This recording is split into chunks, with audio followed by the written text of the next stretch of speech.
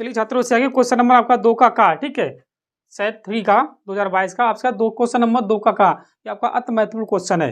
ठीक है, ये आपको आकृति दी है, ठीक है, चित्र में दिया। ठीक है, अब आपको सबसे पहले तो दिया लिखिए, अब इसमें लिखिए दिया है, जो भी आपको दिया वो आप लिखिए पहले दिया है।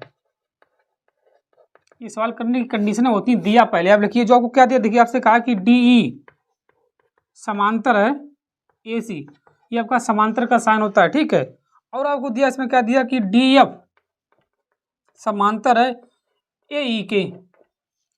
ठीक, अब आपको ज्ञात करने, क्या ज्ञात करने, देखिए ज्ञात करना आपको ज्ञात करना है, क्या ज्ञात करना, देखिए BF बटे AFE बराबर BE बटे में EC आपको ज्ञात करना है। ठीक, अब आप लिखिए उत्पत्ति या उपपत्ति। ठीक, बात एक ही, आप कुछ भी लिखिए, कोई दिक्कत नहीं। अब देखिए आप एक एक ट्रायंगल लीजिए, जो कि त्रिभुज है। आपसे इसमें कहा DE समांतर AC, देखिए DE समांतर AC है, तब आप त्रिभुज लीजिए ABC में, त्रिभुज लीजिए आप त्रिभुज ABC में। आपसे कहा DE समांतर AC है। छात्रों ध्यान दीजिए, अगर DE समांतर AC है तो आपकी थेल्स प्रमेय होती है कि अगर ये समांतर रेखाएं हैं तो इनके अनुपात समानुपात में दोनों भुजाएं होंगी। कैसे, BD बटे DA और BE बटे में EC होगी। लिखिए आप BD बटे DA बराबर में BE बटे में EC होगी। ये आपका समीकरण 1 लिखिए इसे। अब देखिए आपसे कहा, देखिए DF समांतर AE है, देखिए DEF समांतर AE है, तो त्रिभुज लिया आप ABE में, लिए त्रिभुज ABE में। आपसे कहा DF समांतर AE है, अगर DF समांतर AE, देखिए आपका DF समांतर AE है, तब से आप लिखिए BD बटे DA और BF बटे FE, BD बटे DA बराबर BF बटे FE, आपका समीकरण 2 है। अब देखिए BD बटे DA और BD बटे DA दोनों बराबर, ये दोनों आपस में ये बराबर है तो ये ऑटोमेटिक बराबर है। तो आप लिखिए समीकरण 1 बा 2 से, यहाँ देखिए समीकरण 1 बा 2 से। ठीक है, अगर ये बराबर है तो आप लिखिए, देखिए BE बटे में EC बराबर BF बटे FE, ये आपको ज्ञात करना। देखिए BA बटे FE और BE बटे EC, बात एक ही, चांद पे दो कोई सहज लिख दीजिए आप, या BF बटे FE बराबर में BE बटे में EC। ठीक है, ये आपको प्रूव करने था। ठीक है, इसे नोट करिए। ऐसा अगला क्वेश्चन देखिए, आपका क्वेश्चन नंबर है इसी का, देखिए आपसे कहा साइन A माइनस B 1/2 है और कोस A प्लस B 1/2 है। तो अब मान ज्ञात कीजिए, A और B का मान है, A का मान और B का मान 0 से अधिक और 90 से अंश से कम होना चाहिए। ठीक है, इसे नोट करिए,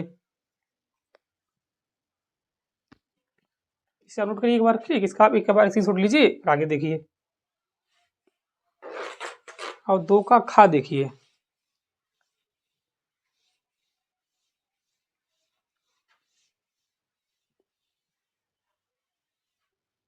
2 का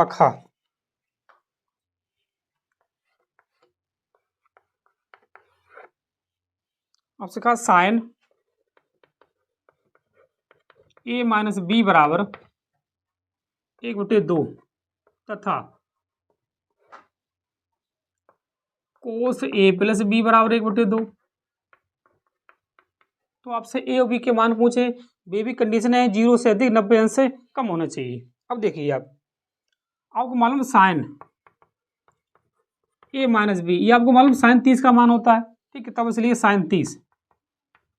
अब साइन से साइन कैंसिल करिए, A माइनस B बराबर 30, समीकरण आप इसे डालिए 1।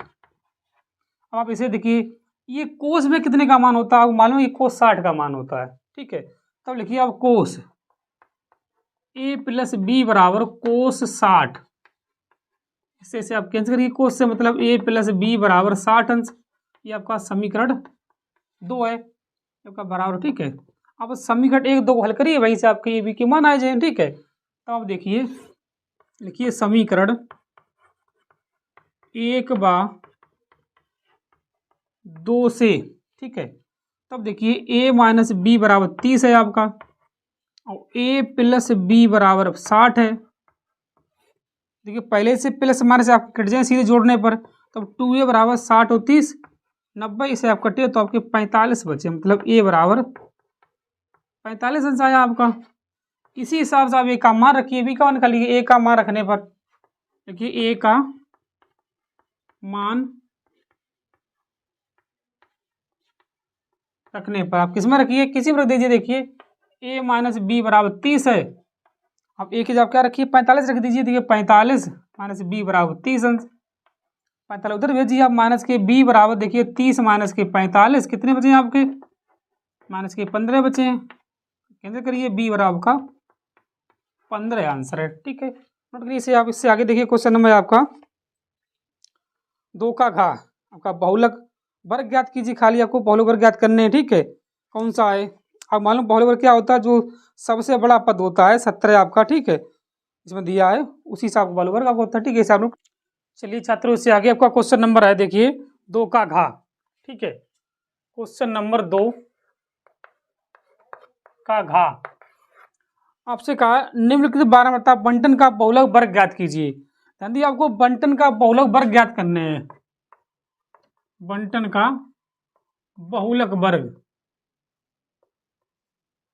सॉरी बहुलक वर्ग।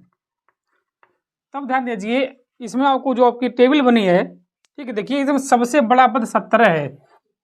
ठीक है, और इसी के सामने जो होता है बहुलक वर्ग कितना, देखिए आपका है बहुलक वर्ग है 12 से 17, ये आपका बहुलक वर्ग हो गया। ठीक है, इसमें कुछ करने नहीं आपको। ठीक है, सबसे बड़ा अंक जो है 17 है, इसका बहुलक वर्ग हो जाएगा आपका 12 से 16 है। ठीक है, ये आपका आंसर है। अब इससे आगे देखिए क्वेश्चन नंबर आपका 3 का देखिए, आपसे कहा सिद्ध कीजिए कि अंडर 3 एक अपरिमेय संख्या है। इसे आप देखिए,